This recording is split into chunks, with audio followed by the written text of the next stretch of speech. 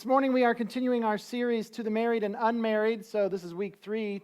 2 weeks ago on week 1, we talked about what marriage is for, like what's the reason that marriage exists. Last week was week 2. We talked about what a marriage is. And one of the things that we said a marriage is a union of two people. Do you remember that? There were two previously unconnected things, and now they have united. They have combined into one unit. And so we said over and over again, the Bible actually says marriage is the two become one. Two become one. It's said over and over again. So I was thinking, all right, now what? Like, if it's true that marriage is a union, if what we said last week is true, so they were two, now they're one, then what's the next step for us? What do we teach next? How does this apply to our lives? If we're doing a multi-week series on marriage, what is the next thing after we've established that marriage is two become one?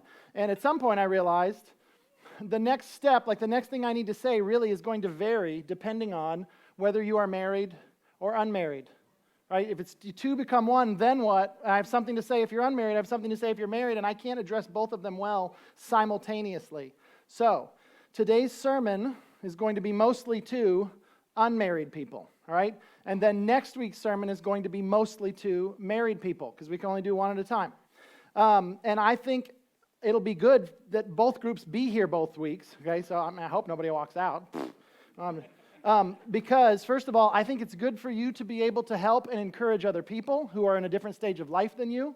So it's not a waste of your time to learn about things that are from a different stage of life for you to be able to help and encourage other people. Also, there are principles in these sermons that I think apply to the other group if you just do it. Like, in other words, there are things I'm going to say in this sermon, even though I'm going to address this sermon to unmarried people, there are principles in this sermon that are definitely helpful to married people if you just pay attention to them and apply them to your life. So, this morning's sermon only contains 2 points. Okay, just got 2 points. They are 2 very important points. And they are 2 very important points that I have been teaching to unmarried people for over 15 years, I think it's been. This began when I was a youth pastor. I have taught today's lesson to more than one youth group. I have also taught this to unmarried adults on Sunday morning, so this is not just a kid thing, although that is how it began. The typical title that I have used is the title I'm using this morning, How to Pick Your Next Crush. Okay? That's, I think, what I called it 15 years ago. That is what I'm still calling it. However, once I picked that, it dawned on me that words do change their meaning over time. And then I thought about this, and I realized, like, oh, wait a minute. I don't know how this is going to come across. See, when I was in high school, the process by which single people assessed and expressed romantic affection, that was called dating when I was in high school. But the generation before me called it going steady, okay? And I know they called it going steady because when I was in high school, I would watch old shows and I could see that the generation before me called it going steady. Hey, who are you going steady with? And I just always, I thought that's just sort of weird sounding and old, okay? And so it's like, going steady, I mean dating, right? And then it dawned on me like, oh, that could happen like this morning because I'm old now. So like, I use the word crush, okay, because for a long time that word had a particular meaning. I don't know if it still does or not, but I use the word crush because for many years that was a word that was used to mean like a situation where you're attracted to someone, and it could be one-sided. It's different than boyfriend-girlfriend. Boyfriend-girlfriend implies like a commitment and a two-way thing. Crush could just be one-sided, right? I'm crushing on her. I have a crush on him. It could be something that is one-sided at first and then changes. Like I had a crush on her in January, but now we're dating in February. Yay! It could be that nothing ever comes of it. Just, I had a crush on her last year, nothing happened. But it was the word for I like him or I like her. And I realized you might be here this morning, maybe there's some of you here this morning and you're 16 years old and you're thinking like, that's not what we call it these days, oldie. It's just like that's not the word we use. And so what I would say to you, if you're in that category, like that's fine. Go ahead and translate it into whatever word it is that you use now. Like I don't care what word you use. But if I say anything today that any of the words I use, if any of the words I use in the sermon is different than what you call it nowadays, like that's fine. Don't allow that to cause you to miss out on this message. Okay, if you're sitting there going, I can't believe he calls it that. He is so old. Like I don't see how he could possibly help me. Guy's so old. He's probably going to die this afternoon. He's so old. And so, like I'm just saying, don't do that. Okay. Translate this into your words. Figure out how it applies to you, because this is too important for you to miss, okay? So here we go. Oh, by the way, for those of you who are in your 30s, 40s, or 50s, you won't have to translate anything. You'll be fine. All right. So this sermon has two main points. I told you. We're just going to jump into it. Here is the first one. This one's very important. Point number one of this sermon is, you have some control over your feelings. I want to start there. You have some control over your feelings, perhaps more than you realize. I think this is so important for you to understand. And actually, I'll let you know, I think the most important point in this sermon is the second point. But I do not believe you are even going to be able to absorb the second point if you do not first accept this one. This one has to come first, and then the more important one comes. But you first have to accept that you have some control over your feelings, perhaps more than you realize. Why does this even need to be said? I think it's because we live in a culture, this is just my opinion, but it is my opinion that we live in a culture that believes that we are slaves to our feelings. We act as if feelings are these internal desires that we have that we must obey. And so we say things like, I can't help but be mad. You know, can you believe this happened? I'm so angry. I can't even help this, right? Can't believe what she said. Can you believe what he did? I can't even help but be mad. And that's how we treat it. As if anger is something that you don't choose. Anger just happens to you. Or we might say, well, this situation is just stressing me out, okay? And it's the same thing. I don't choose how much I stress out. It's involuntary. There are these feelings. I can't control them. I just have to obey them. And we certainly do that with romantic infatuation, okay? People say things like, I can't help that I love him, right? Have you heard this? I can't help that I love her. I can't control it, right? How many times have you heard that in movies or in TV shows where one character says, I can't help that I love her? And so this is something that, this idea you can't help who you love, this is something that has been in our face a whole lot. It's been in our face a whole lot the last 10 years, I would say. This idea that you cannot help who you love, I would say, is a major brick in the wall of the LGBTQ movement. In fact, I think I'm underselling it by calling it a brick in the wall. It is probably the foundation that the wall sits on, right? The foundational belief is you cannot help who you love, and the bricks are all stacked on that. And it's not even my goal this morning to address that particular issue this morning, okay? I have addressed that issue in multiple previous sermons. The thing that I'm trying to address today actually is bigger than that, and it goes back farther than that. Decades before those initials were a thing, Americans believed that we have internal desires that we must obey. I will show you this just by showing you. I'm just going to bring up a very popular song that came out 62 years ago, and it is still popular to this day. It's crazy. There's a song that came out 62 years ago. That is so old. This you need to understand. 62 years ago is so old that, first of all, this song is older than most of you in this room. Most of you in this room are younger than this song, and those of you who are older than 62, this song came out probably when you were pretty young. So this has been around for all of our lives, right? This is all we've ever known, this song, and it's still played to this day. There are not a lot of songs from 62 years ago that are still being played nowadays. This one is still popular. I hear it all the time. I go to an above-average number of weddings because of the career that I have. And so I go to an above-average amount of receptions. I've been to a lot of wedding receptions in my life. Okay, so I am a professional. If you want to know anything about wedding receptions, I know everything about every wedding reception. And I will tell you this. At every wedding reception, I think maybe ever that I've gone to, I will tell you, this happens every time. They will do this. They will play the Cupid Shuffle, always. And they will always play a song with these lyrics. Wise men say, only fools rush in. Will you sing it with me? But I can't help falling in love with you. So you've heard it? Yeah. I mean, for decades now, this song comes back over and over and over again, and it's been covered by lots of people. And honestly, since Elvis came out with that song, since then, there have been a zillion songs that have come out that have that same basic message to it. What is the message of the song? You can't help who you love. You can't help who you fall in love with, right? You can't help who you love. So I just want you to know, that is not some sort of new liberal idea. Americans bought into this over 60 years ago. And while I admit sometimes feelings do in fact overwhelm us to the point that they are difficult to control, I will certainly concede that. Sometimes feelings are overwhelming and they are very difficult to control. But I'm going to show you multiple verses in the Bible that assume you have some control over your feelings. We're going to go through several of them fairly quickly each. Let's start with James chapter 1, verse 19. James chapter 1, verse 19 says this, "My dearly loved brothers, understand this. Everyone must be quick to hear, slow to speak, and slow to what? Anger." Yeah, that's interesting. Everyone needs to be quick to hear, slow to speak, and slow to anger. James instructs the people that he's talking to be slow to anger. What does that assume? It assumes you control the speed of your anger, right? That's why he says, set it to slow, right? You have like this metaphorical knob, I guess, that anger can be fast or slow, and James says, put it on slow.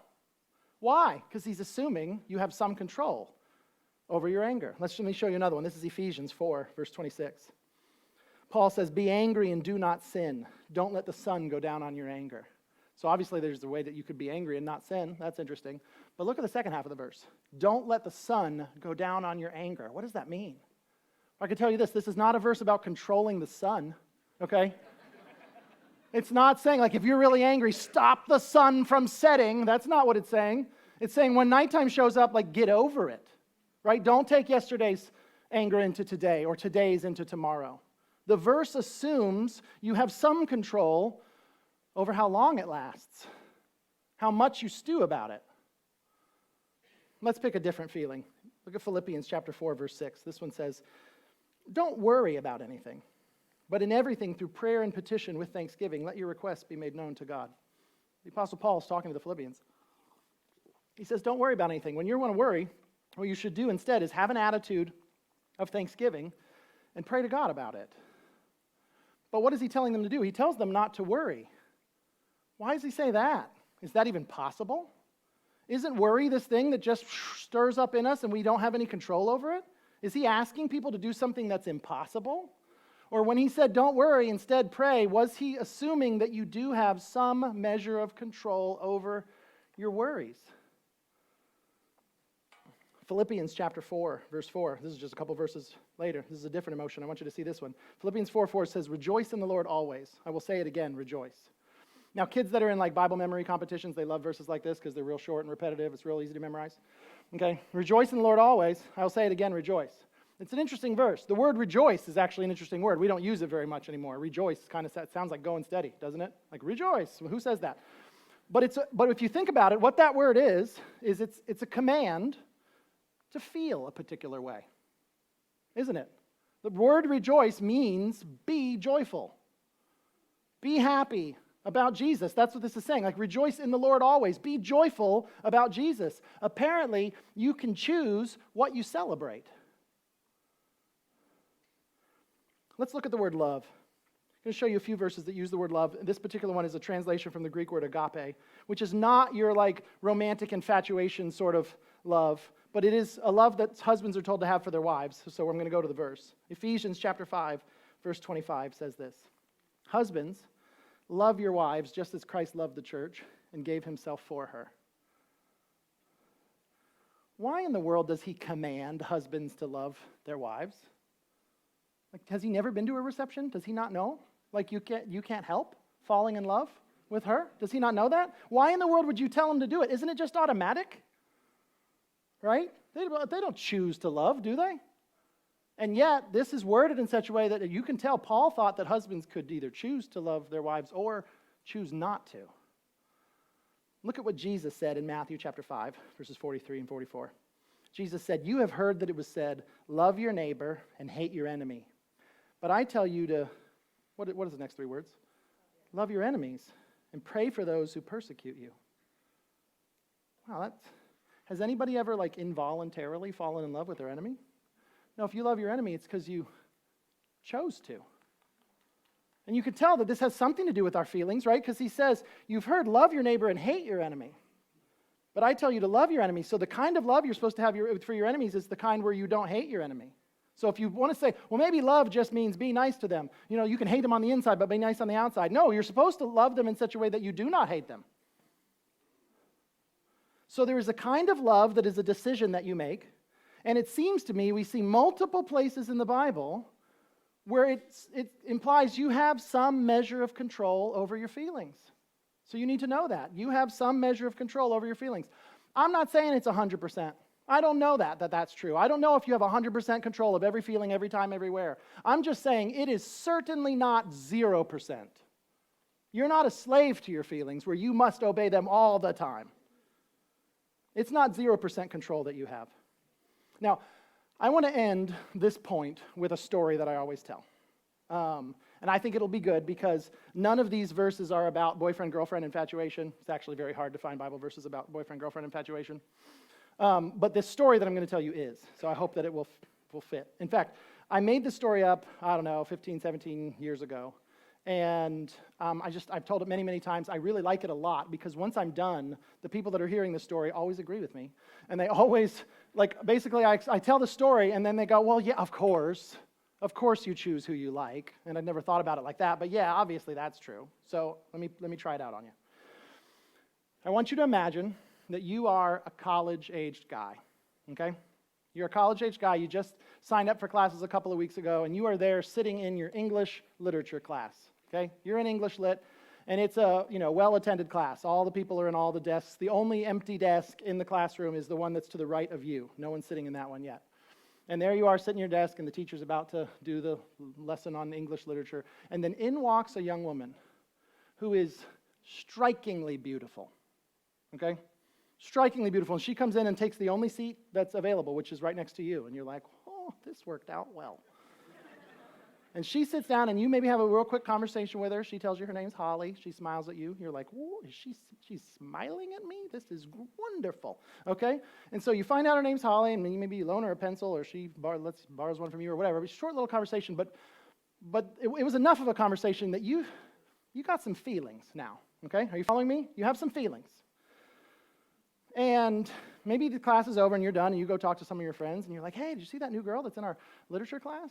And they go, oh yeah, she transferred in from another state, transferred in from a whole other college partway through the semester. Yeah, Hot Holly, and she's in my science class. Oh yeah, Hot Holly's in your science class? And you're standing there going like, Hot Holly, that's what we call her? Yeah, that's what we all call her. Whoa. So now what do you do? Because you got feelings for Hot Holly. And so I think what you do next is what any sensible person would do. Okay, you go on the internet and you spy, okay?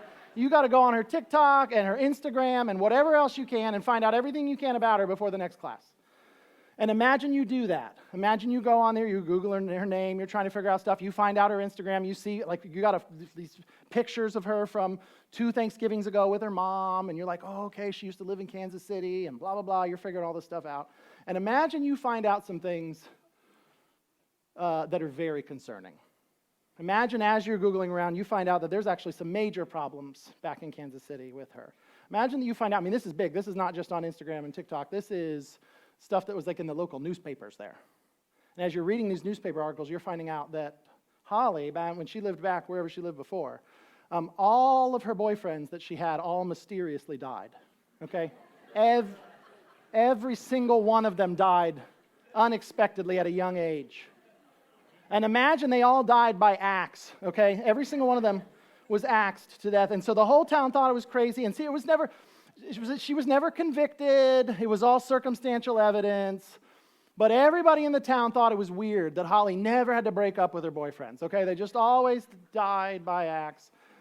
And her reputation back home isn't Hot Holly. They call her Hatchet Holly back in Kansas City. And I just want you to imagine you find all of that out, okay? You act like this is crazy. Watch Dateline. This happens to people, okay? So imagine now you find all that out. So here's the thing. On Monday, you liked her. On Tuesday, you discovered all that. Now Wednesday, you show up at class. You're sitting there. There she is sitting to your right. Do you like her now? No. Your feelings have changed, have they not? Because now you're looking over at her and now you're going, whoa, I could date her, but it's very likely I would die, right? And so your feelings changed, didn't they? You liked her on Monday. You don't like her on Wednesday. What happened? I will tell you what happened. You value your life more than you value your feelings. And so that's why I tell the story. The reason I the reason I made this up, because I feel like there was always people who were saying, I can't help how I feel about them. And I'd always be thinking, you could if they were an axe murderer. And then, so I eventually just started saying that out loud, and people would go, well, yeah, of course. I could if they were an axe murderer. But that's my point. You can value something so much that it can override your feelings when making a decision. And if your physical safety is so important to you that you value it enough that it overrides your feelings, this is what I'm telling you. Your spiritual safety could be so valuable to you that it overrides your feelings. Your spiritual good, like your concern about how they would affect your relationship with God, your spiritual safety can become a deal breaker for you in relationships. You can value them that much that it just changes the trajectory of the relationship. And that brings me to point number 2. Here's point number 2. You could make someone who loves and serves Jesus a deal breaker qualification for you when it comes to dating and marriage. Just like they cannot be an axe murderer is one of your just unspoken, you didn't never write it down, but it's just there, like that's one of the qualifications, cannot be an axe murderer. Like you could similarly to that have, hey, someone who doesn't love and serve Jesus, they're just not on the table. I'm just not considering it. That's possible. And you should. Let me show it to you in the Bible. First verse I want to show you under this point is Deuteronomy chapter 7, verses 3 and 4. Let me tell you some of the context of this verse, because it's kind of a brutal passage for what's about to happen. And you may know a little bit about this. The Israelites are told to go into the promised land and wipe out the nations that are there. So earlier on in the story, God had said that he was going to allow the Amorites and the Hittites, Canaanites, I can't remember, but these multiple nations that were in the promised land, and that their iniquities would one day get to their fullness, and then he would destroy them. He would drive them out. And so the Israelites were the people who would drive them out and destroy them and defeat them. And so they are about to go in there and take the promised land. And in the midst of this go and defeat them section of the Bible, there's this verse about marriage. And here it is, Deuteronomy 7, verse 3, 4. So as you're going into the land where the Canaanites are and you're taking it over, this is what it says. It says, do not intermarry with them. The them is the Hittites and the Canaanites and whatever, the people that are in the promised land before the Israelites get there. Do not intermarry with them. Do not give your daughters to their sons or take their daughters for your sons, because they will turn your sons away from me to worship other gods. Then the Lord's anger will burn against you and he will swiftly destroy you. It's an interesting verse because he says, like, you're going to go in there and destroy the people. And he said, but don't intermarry with them or else I will destroy you. What is being forbidden in this verse? I think this is important to understand. Because I think historically, probably, preachers, especially way back in the day, used verses like this one as the reason why they would forbid interracial marriage. They would say, well, like, an Israelite is not supposed to marry a Canaanite, just like, a white person is not supposed to marry a black person, or a Chinese person isn't supposed to marry somebody from Afghanistan, right? Israelites can't marry the Canaanites. It's the same principle.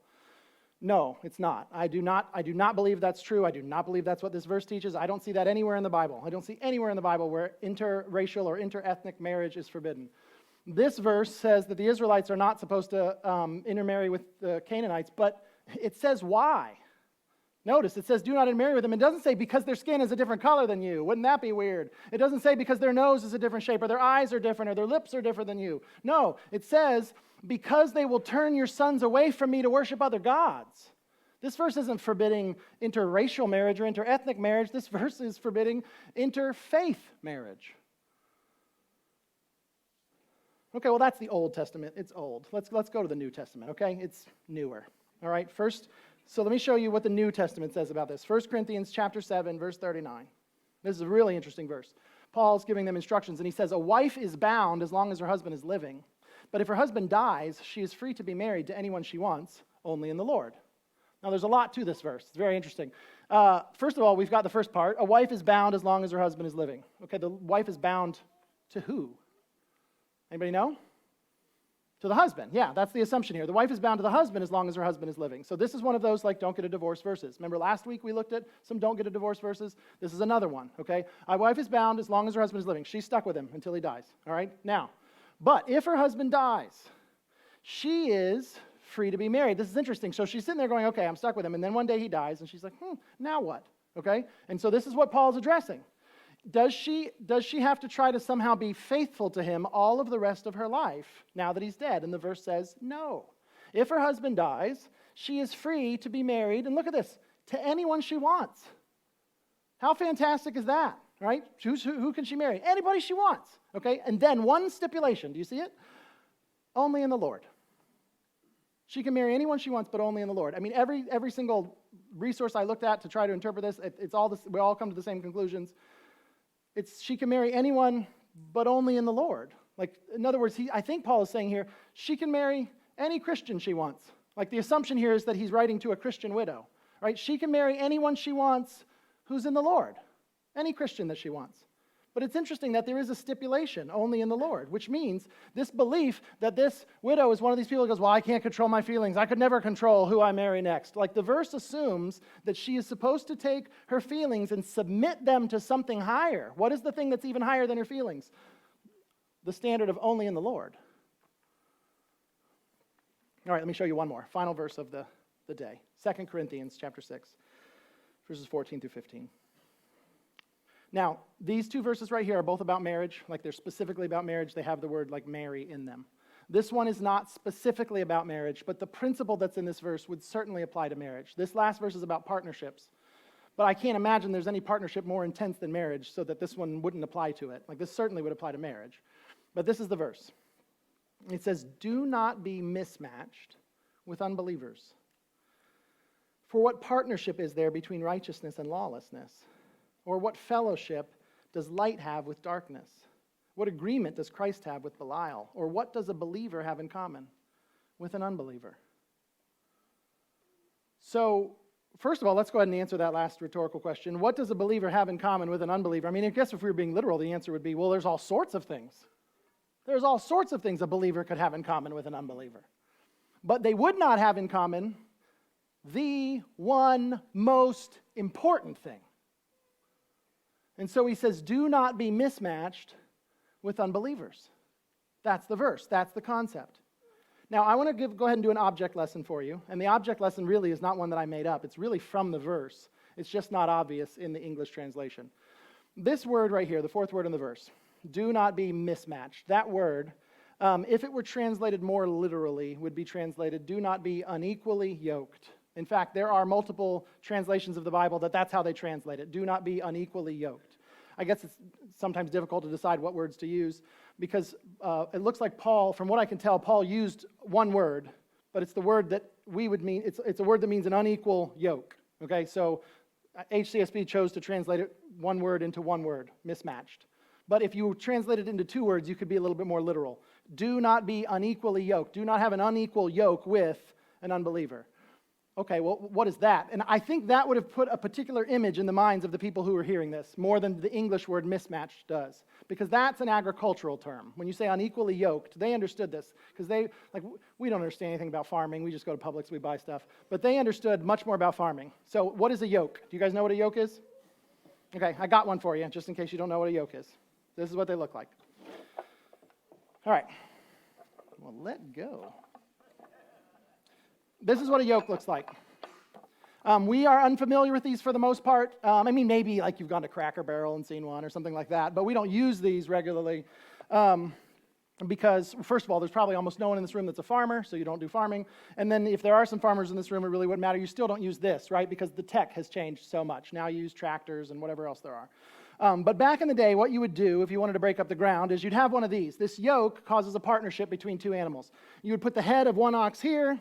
You'd put the head of another ox here, the shoulders, of course, big enough that they cannot fit through. The shoulders would then push against the yoke. The yoke would then be connected to a plow. And if you're a farmer and you don't want to have to break your back breaking up the dirt, you can have two oxen that are connected to a yoke, connected to each other and connected to the plow, and they would move forward and they'd break up the ground for you. Okay, that's what a yoke is. Like I said, I think the people back when this was written would have been very familiar with these, much more than we are. And they would have understood that you don't want to have an unequal yoke. Like when you say don't be unequally yoked, they know that. They would go, of course. Of course you wouldn't put a horse on this side and an ox on this side. Like from what I've read, that would be a problem because one of those animals is faster than the other one, and one of those animals is a lot stronger than the other one. And I don't know how it would go down, but I have a feeling one of those animals would drag the other one around the field. So of course you want to have an ox over here and a similar ox over here, or two horses, whatever. They understood that. They knew that was all part of farming, I think.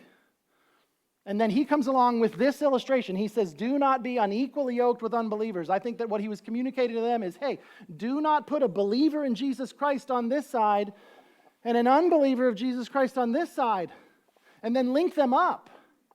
Because what's going to happen? I mean, he doesn't say what's going to happen other than that there's no partnership, there's no agreement, right? They're mismatched. But you can imagine what would happen. Here you have someone who says, I love Jesus.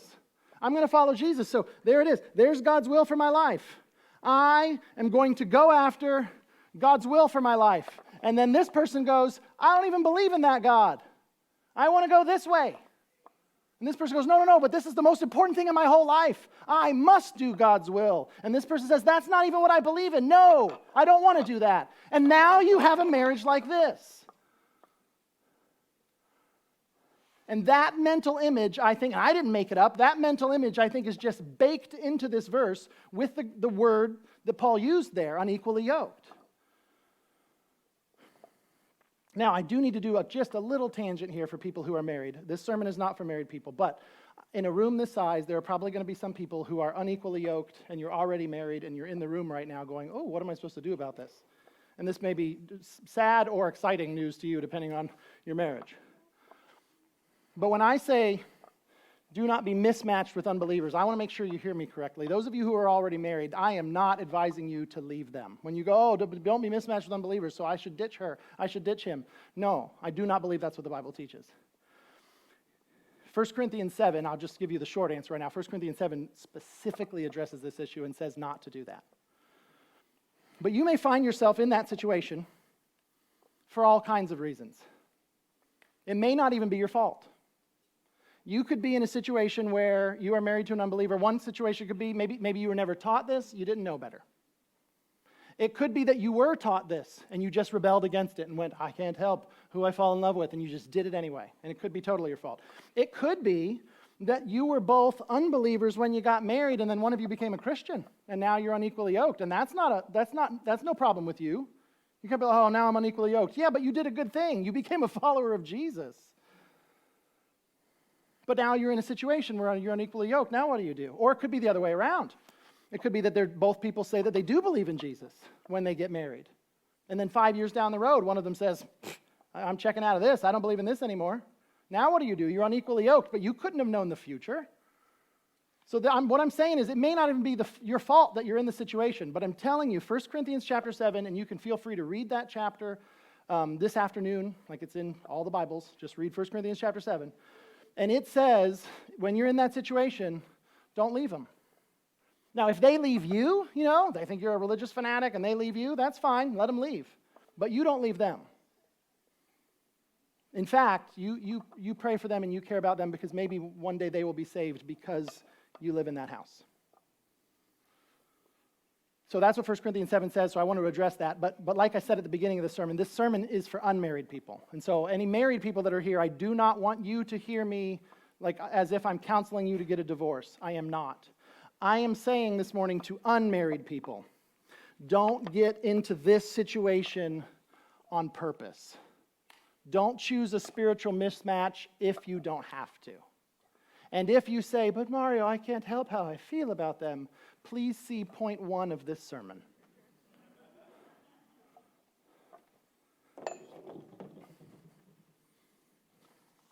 You have some control over who you like, and who you choose to like matters. So choose wisely. Prioritize Jesus in such a way that you guide your feelings away from people God wouldn't want you linked to and toward people that he would want you linked to.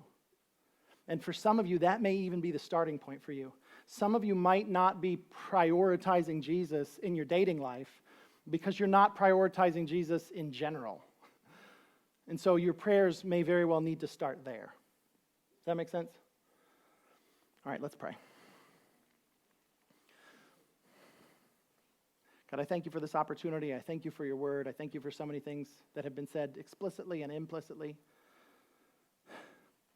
And I pray that you'd give us the wisdom and the desire and the courage to follow you no matter what.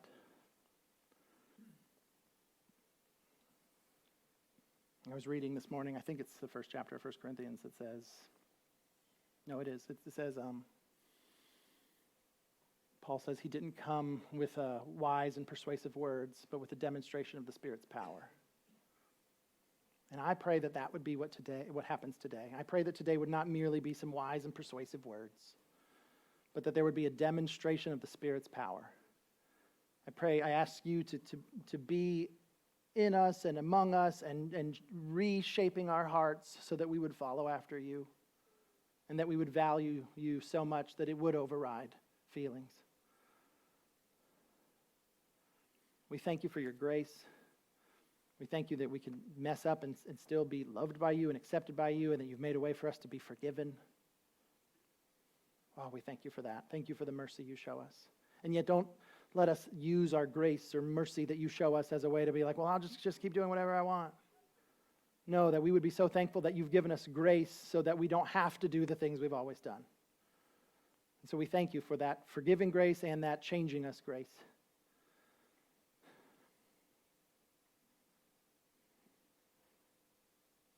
We love you.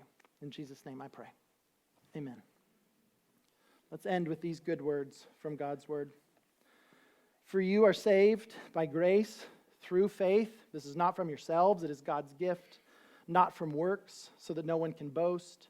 For we are his creation, created in Christ Jesus for good works, which God prepared ahead of time so that we should walk in them. That is good news.